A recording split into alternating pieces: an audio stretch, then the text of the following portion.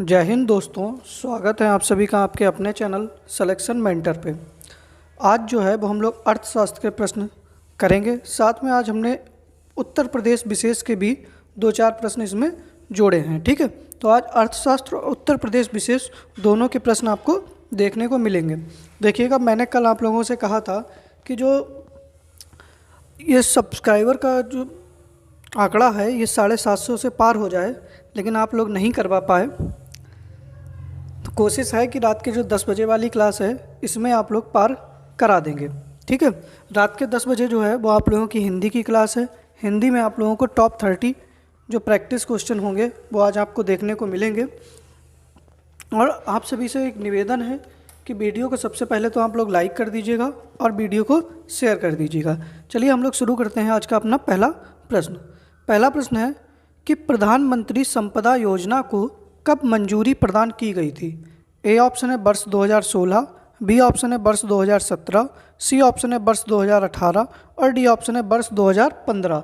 तो बताइएगा कि प्रधानमंत्री संपदा योजना को किस वर्ष जो है वो मंजूरी प्रदान की गई थी। तो सही आंसर आप लोगों का क्या हो जाएगा, जल्दी से बताइएगा। जिसको भी पता हो, और देखिए जो लोग अभी तक नहीं आ पाए हैं तो उन सभी लोगों को जोड़ लीजिए आप।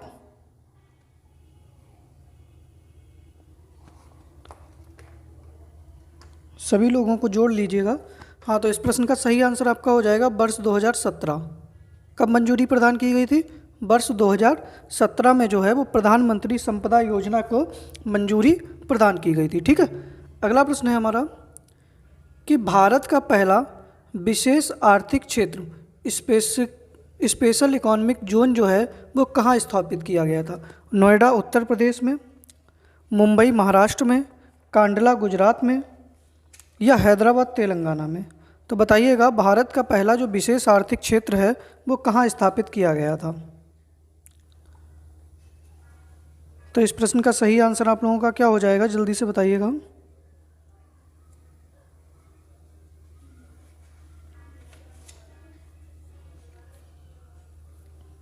तो इस प्रश्न का सही आंसर हो जाएगा जो भारत का पहला विशेष आर्थिक क्षेत्र था वो कांडला गुजरात में स्थापित किया गया था। कहाँ पर? कांडला गुजरात में स्थापित किया गया था। और नोएडा उत्तर प्रदेश जो है वो उत्तर प्रदेश का स्पेशल इकोनॉमिक जोन है। ठीक है, अगर उत्तर प्रदेश का बोला जाए तो कौन सा है? नोएडा। ठीक है, नोएडा में जो आपने सुना होगा ओखला वाला, ठीक है, ओखला औद्योगिक केंद्र जो है वो उत्तर प्रदेश का है। ठीक है, और भारत का पहला विशेष आर्थिक क्षेत्र कौन सा था? तो कांडला गुजरात है। ठीक है, तो दूसरे प्रश्न का सी आंसर सही हो जाएगा। अगला प्रश्न है कि भारतीय स्टेट बैंक द्वारा देश का पहला तैरता एटीएम कहाँ लगाया गया था। ए ऑप्शन है कोच्चि, बी ऑप्शन है आपका श्रीनगर, सी ऑप्शन है अंडमान निकोबार और डी ऑप्शन है आपका कोलकाता। तो बताइएगा कि भारतीय स्टेट बैंक द्वारा देश का पहला तैरता एटीएम जो था वो कहाँ लगाया गया था। सही आंसर आप लोगों का क्या हो जाएगा, जल्दी से बताइएगा। तो देखिएगा कब लगाया गया था, वर्ष 2004 में। वर्ष 2004 में केरल में। कहाँ पर? और केरल के कहाँ पर? कोच्चि में। ठीक है, केरल के कोच्चि में भारत का पहला स्टेट बैंक द्वारा तैरता एटीएम लगाया गया था। ठीक है, तो तीसरे प्रश्न का ए आंसर आपका सही हो जाएगा। केरल साक्षरता दर के रूप में सबसे ज़्यादा आगे कौन सा राज्य है? तो केरल ही है आपका। ठीक है, अगला प्रश्न है हमारा कि पहले वित्त आयोग की स्थापना किस वर्ष की गई। वर्ष 1950, वर्ष 1951, वर्ष 1952 और डी है ऑप्शन आपका वर्ष 1956। तो बताइएगा पहले वित्त आयोग की स्थापना जो थी वो किस वर्ष की गई थी।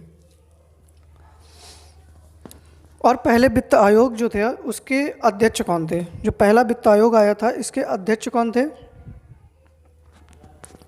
तो देखिएगा पहले वित्त आयोग जो था उसकी स्थापना की गई थी वर्ष 1951 में। कब की गई थी? वर्ष 1951 में की गई थी। लेकिन अगर आपसे पूछे कि पहले वित्त आयोग का कार्यकाल कितना था, पहले वित्त आयोग का कार्यकाल जो था वो कितना था, तो वो 1952 से लेकर 1957 तक। ठीक है, मतलब स्थापना 1951 में हो गई थी, लेकिन कार्यकाल कब से शुरू हुआ? 1952 से 1957 तक। और इसके पहले वित्त आयोग के अध्यक्ष कौन थे? तो पहले वित्त आयोग के कौन अध्यक्ष थे? केसी नियोगी जी। कौन थे? केसी नियोगी। ये आप लोग याद रखिएगा, ठीक है, केसी नियोगी थे। वर्तमान में कौन सा वित्त चल रहा है? तो वर्तमान में 15वां वित्त आयोग चल रहा है। कौन सा?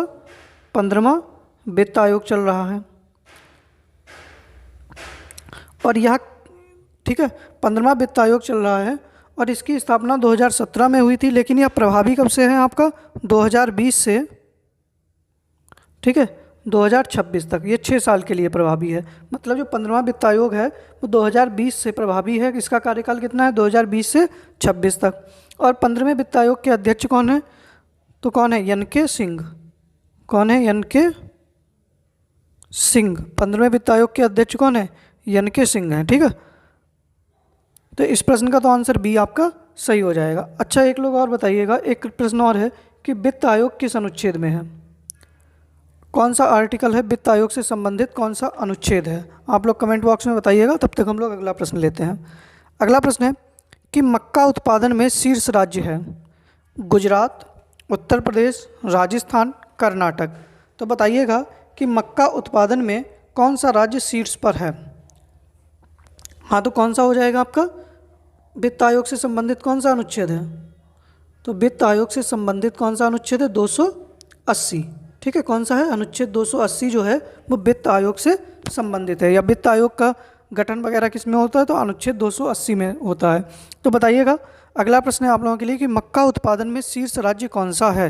गुजरात है, उत्तर प्रदेश है, राजस्थान है, कर्नाटक है। तो सही आंसर आप लोगों का क्या हो जाएगा 5वें प्रश्न का? तो देखिएगा, गुजरात आपका किस में उत्पादन में प्रथम है? एक तो नमक उत्पादन में है। किस में है? नमक उत्पादन में प्रथम स्थान पर है। नमक के साथ में मूंगफली उत्पादन में प्रथम स्थान पर है। किस में? मूंगफली उत्पादन में प्रथम स्थान पर है। उत्तर प्रदेश गन्ना उत्पादन में प्रथम स्थान पर है। आलू उत्पादन में प्रथम स्थान पर है। गेहूं उत्पादन में प्रथम स्थान पर है, ठीक है। तो गन्ना, आलू, गेहूं, इनमें कौन है? आपका उत्तर प्रदेश। राजस्थान आपका सरसों उत्पादन में प्रथम स्थान पर है। किसमें? सरसों उत्पादन में। और कर्नाटक जो है वो आपका मक्का उत्पादन में प्रथम स्थान पर है, ठीक है।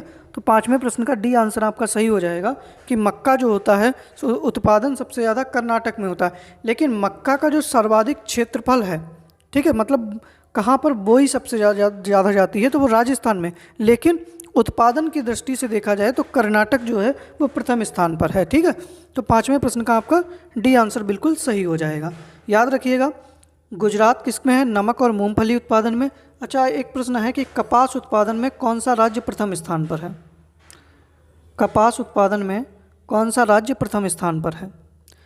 देखिएगा, या तो गुजरात होगा कपास उत्पादन में या महाराष्ट्र होगा। ये आंकड़े अभी जल्दी बदले गए हैं, तो ये नए आंकड़े, देखो गूगल पे देखकर आप लोग करेंगे तो शायद गुजरात बताएगा, ठीक है। लेकिन इसके आंकड़े ज़रा ढंग से देखना, गुजरात या महाराष्ट्र में से कोई एक राज्य जो है वो कपास उत्पादन में प्रथम है। अभी हाल ही में ये आंकड़े चेंज हुए हैं, ठीक है।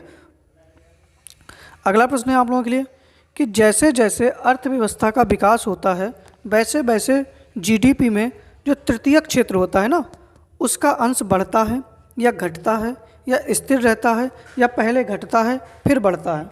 तो बताइएगा, जैसे जैसे अर्थव्यवस्था का विकास होता है वैसे वैसे जीडीपी में तृतीयक क्षेत्र का अंश क्या होगा? बढ़ेगा, घटेगा या स्थिर रहेगा?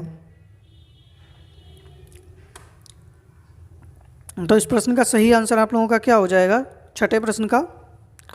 तो क्या हो जाएगा? देखो, तृतीयक क्षेत्र होता क्या है? Service sector. क्या होता है? Service sector. यही तो होता है तृतीयक क्षेत्र। भाई 3 क्षेत्र होते हैं, प्राथमिक क्षेत्र, द्वितीयक क्षेत्र और तृतीयक क्षेत्र। तो भाई जब देश विकसित होगा तो नौकरियां बढ़ेंगी, भाई नौकरियां बढ़ेंगी ना, बैंकिंग सेवाएं हैं, जॉब्स हैं, ये सब बढ़ेंगी, तो तृतीयक क्षेत्र का क्या होगा? अंश जो होगा वो बढ़ता है, ठीक है। तो 6ठे प्रश्न का ए आंसर आपका बिल्कुल सही हो जाएगा। जैसे जैसे अर्थव्यवस्था का विकास होगा वैसे ही वैसे जीडीपी में तृतीयक क्षेत्र का अंश जो होगा बढ़ेगा। हाँ, अगर आपसे ये पूछ लेता कि जैसे जैसे जैसे देश विकासशील से विकसित अर्थव्यवस्था की ओर जब बढ़ता है, ठीक है, विकासशील से विकसित अर्थव्यवस्था की ओर जब बढ़ता है तो कृषि जो होती है ना, कृषि, जो कृषि का क्षेत्र होता है वो क्या हो जाता है, घटता है। कृषि का क्षेत्र कैसा हो जाता है, घटता है। ठीक है, तो ये भी आप लोग याद रखिएगा। तो छठे प्रश्न का ए आंसर आपका बिल्कुल सही हो जाएगा। अगला प्रश्न है हमारे लिए कि निम्न में कौन तृतीय क्रियाकलाप है, वानिकी, विनिर्माण, कृषि और विपणन। मतलब तृतीय क्षेत्र में इनमें से कौन सा आता है, जल्दी से बताइएगा, तृतीय क्षेत्र में कौन सा आता है। सही आंसर आप लोगों का क्या हो जाएगा, ये मैंने पढ़ाया भी है अभी पिछली क्लास जब इकोनॉमिक्स की हुई थी, तो उसमें मैंने बताया था कि प्राथमिक क्षेत्र में क्या आता है, द्वितीय क्षेत्र में क्या आता है और तृतीय क्षेत्र में क्या आता है। तो सारे आप लोग बताइएगा कि प्राथमिक क्षेत्र में कौन कौन से आएगा, द्वितीय क्षेत्र में क्या आएगा, तृतीय क्षेत्र में क्या आएगा। तो इस प्रश्न का सही आंसर आप लोगों का क्या हो जाएगा, विपणन हो जाएगा। क्या हो जाएगा, तृतीय क्रियाकलाप क्या हो जाएगा आपका, विपणन है। ठीक है, क्या है, विपणन है। कृषि किस में है, तो प्राथमिक में है। किस में है, प्राथमिक में है। विनिर्माण किस में है, द्वितीयक में है। अच्छा बताइएगा, वानिकी किस में है, वानिकी किस में है, ये मैं नहीं बताऊंगा, ये आपको बताना है। ठीक है, तो सातवें प्रश्न का डी आंसर आपका बिल्कुल सही हो जाएगा। अगला प्रश्न है हमारा कि अंतर्राष्ट्रीय वित्तीय सेवा केंद्र स्थापित किया गया है। ठीक है, गांधीनगर, मुंबई, हैदराबाद और वाराणसी। तो बताइएगा, अंतर्राष्ट्रीय वित्तीय सेवा केंद्र कहाँ स्थापित किया गया है, गांधीनगर में किया गया है, मुंबई में किया गया है, हैदराबाद में या वाराणसी में। तो बताइएगा, आठवें प्रश्न का आपका सही आंसर क्या हो जाएगा।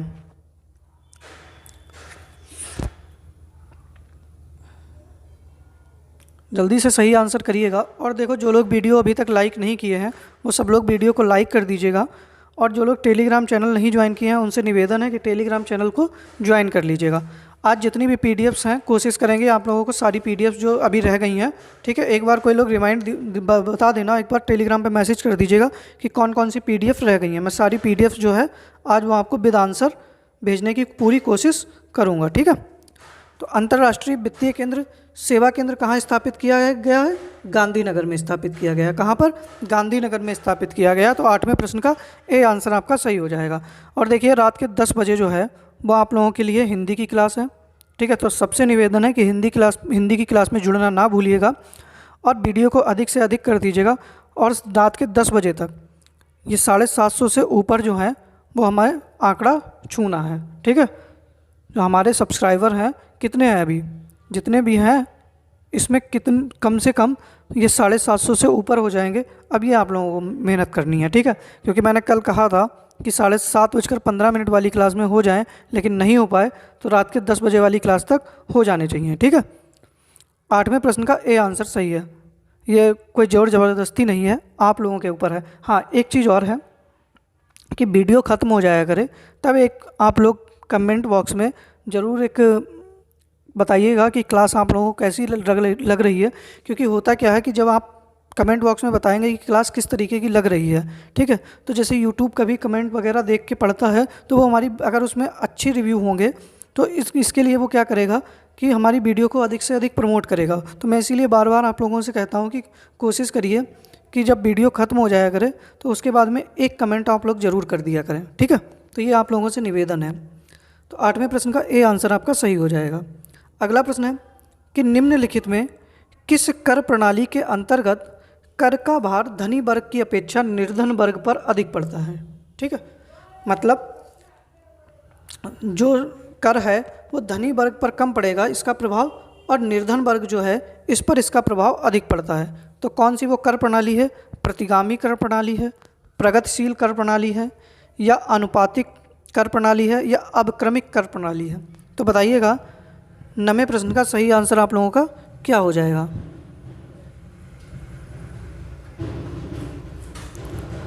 देखिए, अनुपातिक कर प्रणाली क्या होती है, जो आय को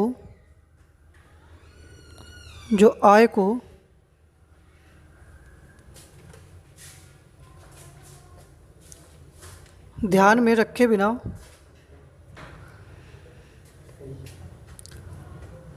जो आय को ध्यान में रखे बिना बनाई जाए,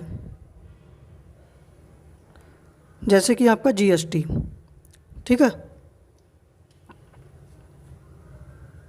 मैंने आपको बताया कि अनुपातिक कर प्रणाली क्या होती है। जो आय को ध्यान में रखे बिना जो कर प्रणाली लगाई जाती है उसको हम अनुपातिक कर प्रणाली कहते हैं, जैसे कि जीएसटी। जैसे कि कौन सी होती है आपकी जीएसटी। अच्छा, जीएसटी ये कोई थोड़ी है कि किसी की आय देखकर लगाई जाती है। ठीक है, तो आय को ध्यान में रखे बिना जो कर लगाया जाता है उसको हम कहते हैं अनुपातिक कर प्रणाली। ठीक है, प्रगतिशील कर प्रणाली वह होती है कि जितनी अधिक आय, मतलब इस तरीके से लिखिएगा कि जितनी आय उतना कर। ठीक है, जितनी आय उतना कर, मतलब जिसकी जितनी आय होगी उस पर उतना कर लगाया जाएगा। ठीक है, ये क्या होता है आपका प्रगतिशील कर प्रणाली होती है। तो इस पर किसका प्रभाव पड़ता है? तो भाई अमीर वर्ग जो होगा उस पर प्रभाव पड़ेगा, क्योंकि अमीर आदमी की आय ज़्यादा होगी तो उसको टैक्स ज़्यादा देना पड़ेगा। ठीक है, और जो आपकी प्रतिगामी कर प्रणाली होती है इसमें क्या होता है कि कम आय, कि जिसकी कम आय होगी उसे ज़्यादा कर देना पड़ेगा। कम आय ज़्यादा कर, तो कम आय वाले को जब ज़्यादा कर देना पड़ेगा तो ये इसका प्रभाव सबसे ज़्यादा किस पर पड़ेगा भाई? निर्धन वर्ग के ऊपर। जो निर्धन वर्ग होगा उसी को तो ये सबसे ज़्यादा टैक्स देना पड़ेगा। ठीक है, तो निर्धन वर्ग पर कौन सा हो जाएगा आपका? ए आंसर आपका सही हो जाएगा। जो प्रतिगामी कर प्रणाली होती है ये कम आय पर ज़्यादा कर देना पड़ता है, तो धनी वर्ग की अपेक्षा निर्धन वर्ग पर अधिक प्रभाव किस पे पड़ता है? प्रतिगामी कर प्रणाली जो होती है इसके द्वारा। ठीक है, और जो अवक्रमिक कर प्रणाली है इसमें क्या होता है कि पहले तो जो कर होता है वो प्रगतिशील, कुछ समय के लिए प्रगतिशील होता है। कैसा होता है? प्रगतिशील हो जाता है, और बाद में क्या हो जाता है? सीधा कांस्टेंट हो जाता है। ठीक है, तो वो कैसी हो जाती है? अवक्रमिक कर प्रणाली हो जाती है, या इसी को हम कहते हैं अधोगामी कर प्रणाली भी कहते हैं। ठीक है, तो 9वें प्रश्न का ए आंसर आपका बिल्कुल सही हो जाएगा। अगला प्रश्न है हमारा कि वह कर जो घरेलू स्टॉक एक्सचेंज में हुए लेन देन पर लगाया जाता है। ए ऑप्शन है क्रिज कर, बी ऑप्शन है वस्तु व सेवा कर, सी ऑप्शन है कंपनी लाभ कर, और डी ऑप्शन है प्रतिभूति विनिमय कर। तो बताइएगा कि वह कौन सा कर है जो घरेलू स्टॉक एक्सचेंज में लेन देन पर लगाया जाता है।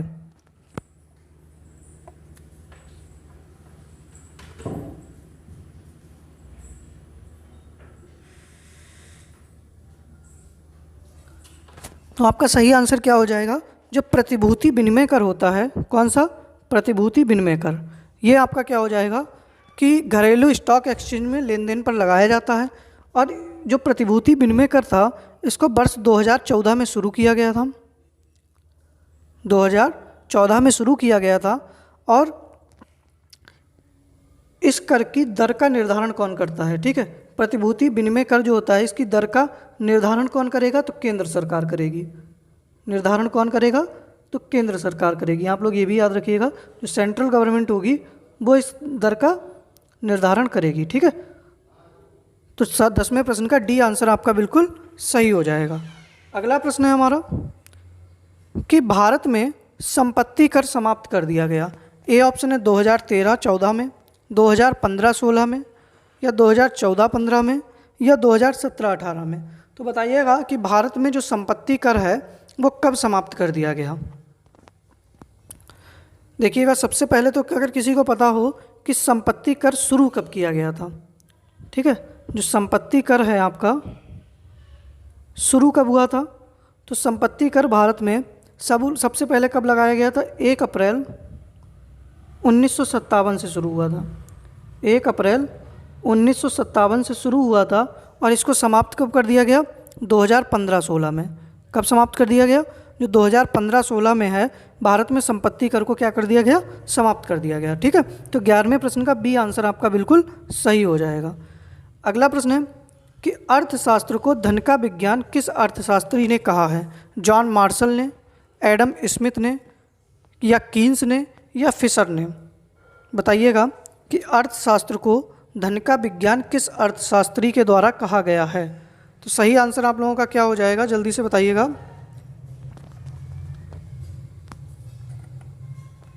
किसने कहा है? एडम स्मिथ ने। किसने कहा है? एडम स्मिथ ने। एडम स्मिथ को और क्या कहा जाता है? अर्थशास्त्र का पिता कहा जाता है। अर्थशास्त्र का पिता कहा जाता है। अच्छा, जो अर्थशास्त्र है वो दो पार्ट में विभाजित होता है। एक किस में है? माइक्रो में, और एक किस में है? मैक्रो में। ठीक है, तो जो माइक्रो के फादर हैं तो वो है एडम स्मिथ। कौन है? Adam Smith. और इस वाले जो मैक्रो का है उसको बताइएगा। तो इसके हैं मेनार्ड, जेम मेनार्ड कीन्स। ठीक है, जो कीन्स हैं वो किसके हैं? तो मैक्रो के हैं। ये भी आप लोग याद रखिएगा। 12वें प्रश्न का बी आंसर सही है। अगला प्रश्न है कि उत्पादन के आधार पर अर्थव्यवस्था कितने प्रकार की होती है? 2, 3, 4 और 5। और अगर उनके आपको नाम भी पता है तो नाम भी बताइएगा। ठीक है, तो उत्पादन के आधार पर अर्थव्यवस्था कितने प्रकार की होती है? जल्दी से सही आंसर आप लोग बताइएगा। तो 3 प्रकार की होती है। कितने प्रकार की? 3 प्रकार की होती है। अब वो 3 प्रकार की कौन सी है? एक तो होती है कृषियक अर्थव्यवस्था। कौन सी? कृषियक अर्थव्यवस्था। एक कौन सी हो जाएगी? औद्योगिक अर्थव्यवस्था। औद्योगिक अर्थव्यवस्था। और तीसरी हो जाएगी सेवा क्षेत्र। कौन सी? सेवा क्षेत्र की अर्थव्यवस्था। तो उत्पादन के आधार पर अर्थव्यवस्था 3 प्रकार की होती है। कौन सी? एक पर कृषि आधारित, एक औद्योगिक आधारित और एक सेवा क्षेत्र आधारित। ठीक है, तो 13वें प्रश्न का बी आंसर आपका बिल्कुल सही हो जाएगा। अगला प्रश्न है कि किस भारतीय व्यावसायिक बैंक ने सबसे पहले चलती फिरती एटीएम सेवा प्रारंभ की? IDBI bank, HDFC bank, state bank या फिर आईसीआईसीआई बैंक? तो बताइएगा किस भारतीय व्यावसायिक बैंक ने सबसे पहले चलती फिरती एटीएम सेवा प्रारंभ की? सही आंसर आप लोगों का क्या हो जाएगा? देखो, जो लोग वीडियो नहीं लाइक किए हैं सब लोग वीडियो को लाइक कर दीजिएगा। और रात के 10 बजे आप लोगों की हिंदी की क्लास है तो सब लोगों को पहले ही आप लोग सूचित कर दीजिएगा और वीडियो को शेयर भी कर दीजिएगा आप लोग। तो कौन सा बैंक जो है उसने चलती फिरती एटीएम सेवा शुरू की? आईसीआईसीआई बैंक ने। किसने? आईसीआईसीआई बैंक ने। और कब शुरू की? तो 12 दिसंबर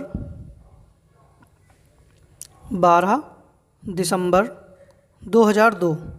कब? 12 दिसंबर 2002 में। कहाँ पर सबसे पहले चलता फिरता एटीएम लगाया गया था? तो मुंबई में। कहाँ पर? मुंबई में। सपनों की नगरी। ठीक है, सपनों की नगरी कौन सी है? मुंबई। तो 14वें प्रश्न का डी आंसर आपका सही हो जाएगा। अगला प्रश्न है कि भारतीय रिजर्व बैंक का लेखा वर्ष कब से कब तक होता है? 1 अप्रैल से 31 मार्च, 1 जुलाई से 30 जून, 1 जून से 30 जुलाई और 1 मार्च से 30 अप्रैल तक। तो बताइएगा 15वें प्रश्न का सही आंसर क्या होगा? तो देखिए, इस प्रश्न का आप लोग पहले सुनिएगा कि 1 अप्रैल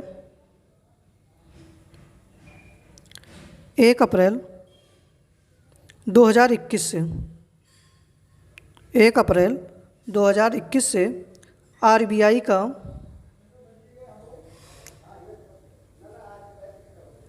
का जो लेखांकन वर्ष है 1 अप्रैल से 31 मार्च कर दिया गया। 1 अप्रैल से 31 मार्च कर दिया गया। ठीक है, तो जो भारत का फाइनेंशियल ईयर है वही अब किसका हो गया? रिजर्व बैंक का फाइनेंशियल ईयर हो गया। ठीक है, और ये किस समिति की सिफारिश पर किया गया? तो बिमल जालान समिति की सिफारिश पर। आपसे पूछ लिया जाए कि भारतीय रिजर्व बैंक का जो लेखा वर्ष है वो किस समिति की सिफारिश पर 1 अप्रैल से 31 मार्च कर दिया गया? तो बिमल जालान समिति की सिफारिश पर।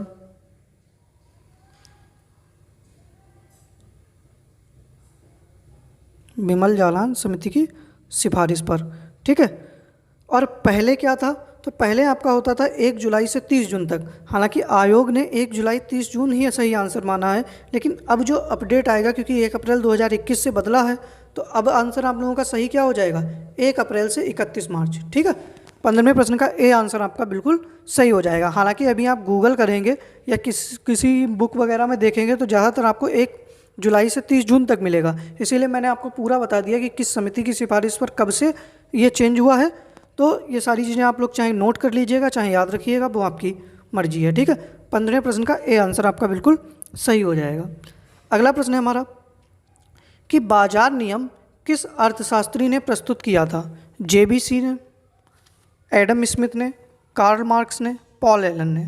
तो बताइएगा कि बाजार नियम किस अर्थशास्त्री के द्वारा प्रस्तुत या प्रतिपादित किया गया था?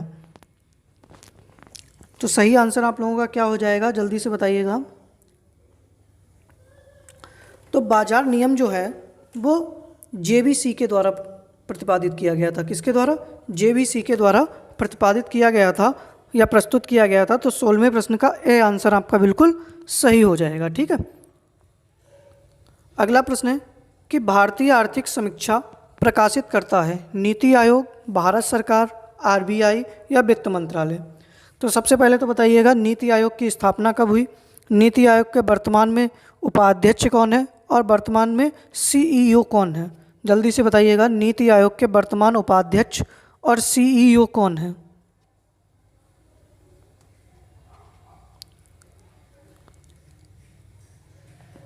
और भारत में भारतीय आर्थिक समीक्षा को कौन प्रकाशित करता है? तो जल्दी से सही आंसर आप लोगों का क्या हो जाएगा? 17वें प्रश्न का सही आंसर भी बताइएगा। और नीति आयोग की स्थापना कब हुई?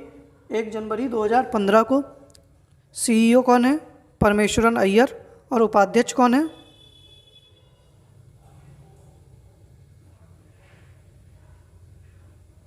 हाँ, तो भारतीय आर्थिक समीक्षा को कौन प्रकाशित करता है? वित्त मंत्रालय प्रकाशित करता है। कौन? वित्त मंत्रालय प्रकाशित करता है। तो 17वें प्रश्न का डी आंसर आपका बिल्कुल सही हो जाएगा। ठीक है, अगला प्रश्न है आप लोगों के लिए कि भीम का पूर्ण रूप क्या है? Bharat interface for money, Bharat intermediate for money, Bharat initiative for money और भारत इमीडिएट फॉर मनी। तो बताइएगा, जो भीम होता है, एक भीम ऐप है, पैसे का लेन देन करता है, भारत सरकार का ऐप है। तो इसका पूर्ण रूप क्या है, मतलब इसकी फुल फॉर्म आप लोगों को बतानी है। कई बार ये भीम वाला पूछा गया है, एक भीम और एक नीति आयोग। ठीक है, तो जैसे नीति की फुल फॉर्म क्या है, जो नीति आयोग लिखा जाता है NITI, तो इसकी फुल फॉर्म क्या है, किसी को पता हो ये भी बताइएगा। और इस भीम की फुल फॉर्म क्या है? तो 18वें प्रश्न का सही आंसर आप लोगों का क्या हो जाएगा, जल्दी से बताइएगा। तो भीम का पूर्ण रूप आपका क्या हो जाएगा? Bharat interface for money.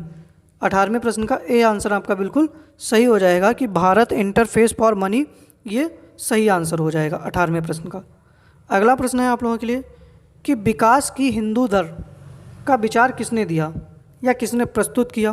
Professor Rajkrishna ने, दादा भाई नौरोजी ने, बाल गंगाधर तिलक ने या अमर्त्य सेन ने? तो बताइएगा, विकास की हिंदू दर का विचार किसने दिया था? तो सही आंसर आप लोगों का क्या हो जाएगा? अच्छा, धन निष्कासन का सिद्धांत किसने दिया?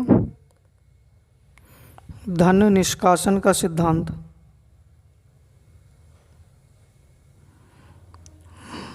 धन निष्कासन का सिद्धांत किसने दिया?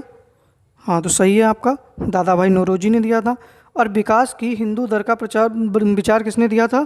तो प्रोफेसर राजकृष्णा ने दिया था। किसने? प्रोफेसर राजकृष्णा ने दिया था। तो 19वें प्रश्न का ए आंसर आपका बिल्कुल सही हो जाएगा।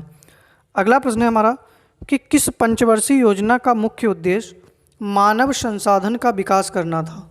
ए ऑप्शन है प्रथम पंचवर्षीय योजना, बी ऑप्शन है आपका चौथी पंचवर्षीय योजना, सी ऑप्शन है 9वीं पंचवर्षीय योजना और डी ऑप्शन है आपका 8वीं पंचवर्षीय योजना। तो बताइएगा कि किस पंचवर्षीय योजना का मुख्य उद्देश्य मानव संसाधन का विकास करना था? तो सही आंसर आप लोगों का क्या होगा, जल्दी से बताइएगा। तो इस प्रश्न का सही आंसर आप लोगों का क्या हो जाएगा कि किस पंचवर्षीय योजना का मुख्य उद्देश्य जो था वो मानव संसाधन का विकास करना था। ठीक है,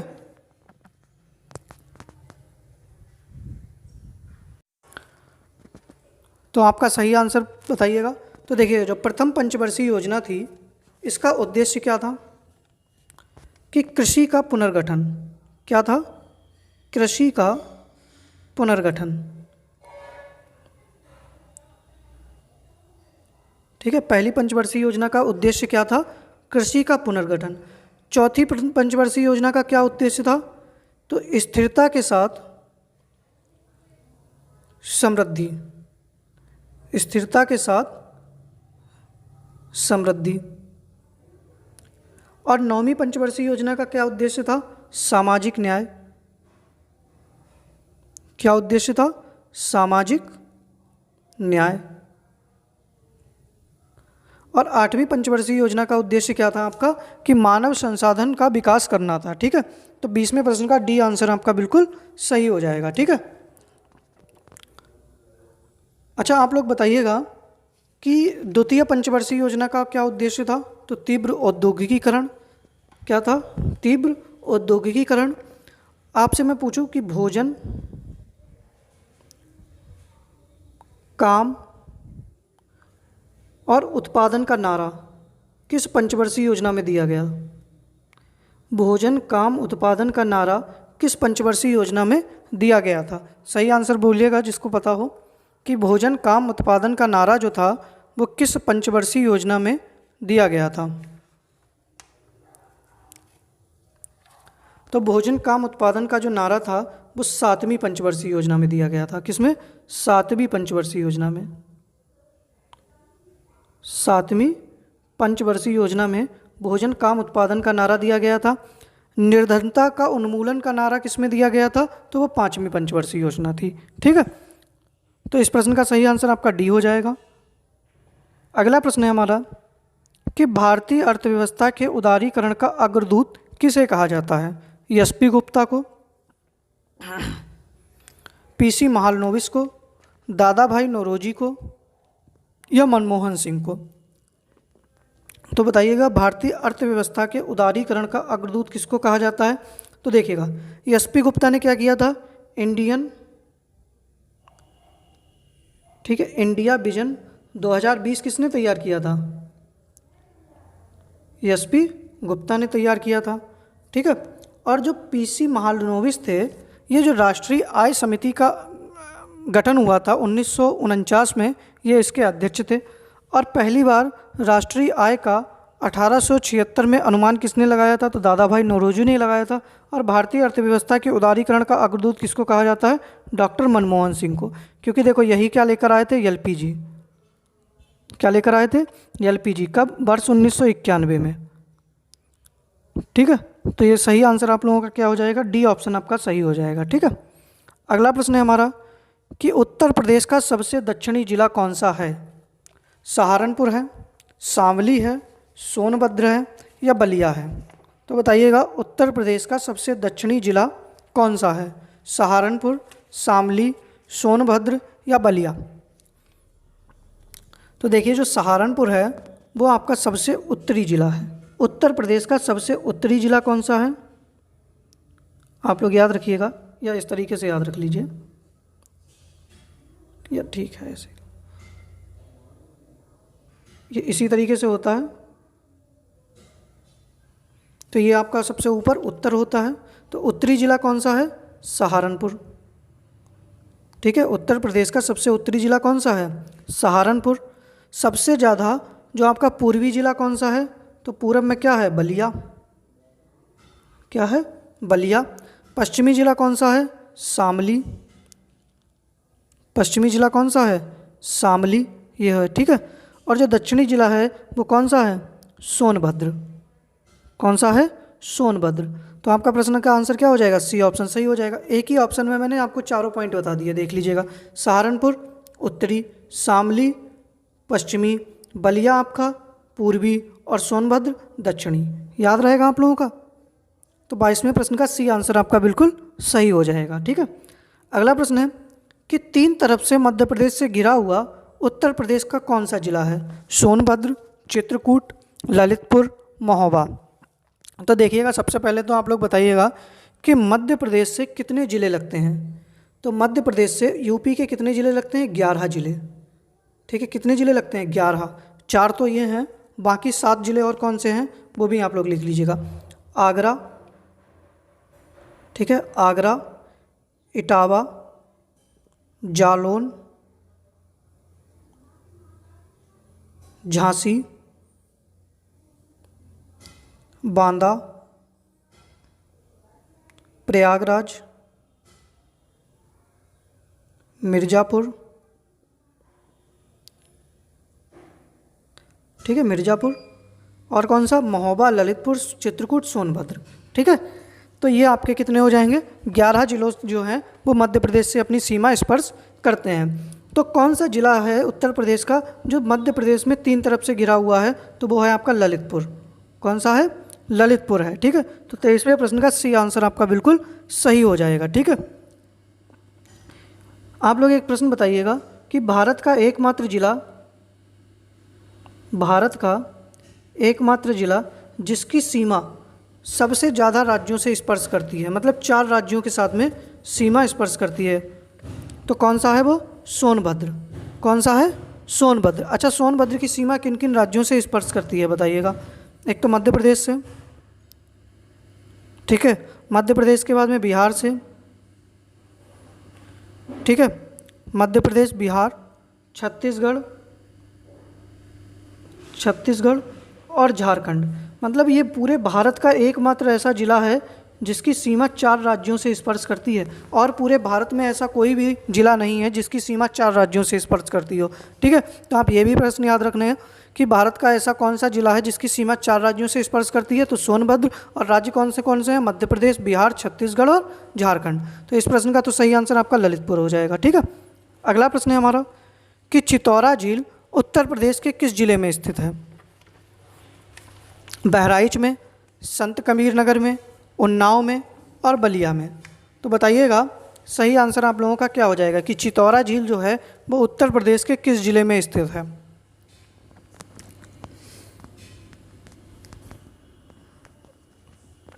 देखो, बलिया में आपकी कौन सी है, तो बलिया में है आपकी सुरहा ताल। बलिया में है आपकी कौन सी, सुरहा ताल झील है।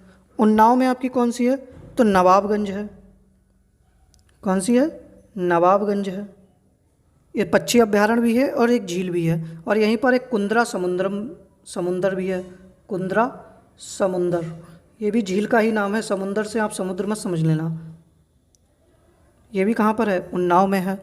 संत कबीर नगर में आपकी कौन सी है, बखीरा झील है। कौन सी है, बखीरा झील है। और बहराइच में आपकी कौन सी है, चितौरा झील है। ठीक है, तो 24वें प्रश्न का ए आंसर आपका बिल्कुल सही हो जाएगा कि चितौरा झील जो है वो उत्तर प्रदेश के बहराइच जिले में स्थित है। अच्छा, किसी को पता हो नूह झील कहाँ पर है, उत्तर प्रदेश के किस जिले में नूह झील है। फुलहर झील तो सबको पता होगी कि फुलहर झील कहाँ पर है, पीलीभीत में। तो नूह झील आपकी कहाँ पर है, सही आंसर किसी को पता हो तो बताइएगा। नूह झील कहाँ पर है, तो ये मथुरा में है। कहाँ पर है, मथुरा में है। ठीक है, तो 24वें प्रश्न का ए आंसर आपका बिल्कुल सही हो जाएगा। फिर अगला प्रश्न है कि गोमती नदी गंगा नदी से किस जिले में मिलती है। कन्नौज, हमीरपुर, इटावा, गाजीपुर। तो सबसे पहले देखो, गंगा नदी निकलती कहाँ से है, तो गंगा नदी आपकी कहाँ से, उत्तर प्रदेश में कहाँ से प्रवेश करेगी, तो उत्तर प्रदेश में कहाँ से प्रवेश करती है, बिजनौर से। उत्तर प्रदेश का प्रवेश द्वार क्या है गंगा का, बिजनौर। और निकास क्या है, मतलब सबसे अंत जिला कहाँ है गंगा का, कि इसके बाद में दूसरे राज्य में मिल जाती है, तो बलिया जिले से होते हुए कहाँ पहुँच जाती है, ये बिहार पहुँच जाती है। ठीक है, फिर देखो कन्नौज जो है, कन्नौज में क्या होता है कि जो रामगंगा नदी है ना, रामगंगा नदी गंगा से मिलती है। कन्नौज जिले में रामगंगा नदी किससे मिलती है, आपकी गंगा नदी से मिलती है, ये याद रखिएगा। रामगंगा का विलय कहाँ पर होता है, कन्नौज में। फिर आपका जो हमीरपुर है, तो हमीरपुर में क्या होता है कि जो बेतवा नदी होती है ना, बेतवा, कौन सी नदी, जो बेतवा नदी है, बेतवा नदी यमुना नदी से मिल जाती है। किससे, यमुना नदी से मिल जाती है। ठीक है, हमीरपुर में कौन सी नदी मिलती है, बेतवा नदी यमुना से मिल जाती है। ठीक है, इटावा में क्या होता है, तो इटावा में चंबल नदी, इटावा में जो चंबल नदी है वो किससे मिल जाती है जाके, यमुना नदी से। किससे मिल जाती है, यमुना नदी से। और जो आपका गाजीपुर ज़िला है, गाजीपुर ज़िले में गोमती नदी जो है वो गंगा नदी से मिल जाती है। ठीक है, गंगा नदी से गोमती नदी कहाँ पर मिलती है, तो गाजीपुर में मिल जाती है। ठीक है, ये याद रखना आप लोग। अच्छा, गोमती नदी निकलती कहाँ से है? तो पीलीभीत जिले के माधव टांडा में फुलहर झील से। ये भी आप लोग याद रखना, पीलीभीत में माधव टांडा है और माधव टांडा में क्या है? फुलहर झील है। तो आप लोग ये मत सोचिएगा कि आप लोग भी उस ज़िले से हो जहाँ से कोई नदी निकलती है। ठीक है, तो इस प्रश्न का सही आंसर आपका डी ऑप्शन हो जाएगा। ठीक है, ये आप लोग याद रखिएगा। अच्छा, मैं एक प्रश्न और आपसे पूछ लूँ कि गोमती नदी के किनारे कौन सा शहर स्थित है? ठीक है, या गोमती नदी के तट पर कौन सा शहर स्थित है? तो गोमती नदी के तट पर कौन सा शहर स्थित है? लखनऊ स्थित है। ठीक है, तो आज के हमारे ये 25 प्रश्न थे। उम्मीद करते हैं कि आपको ये क्लास पसंद आई होगी।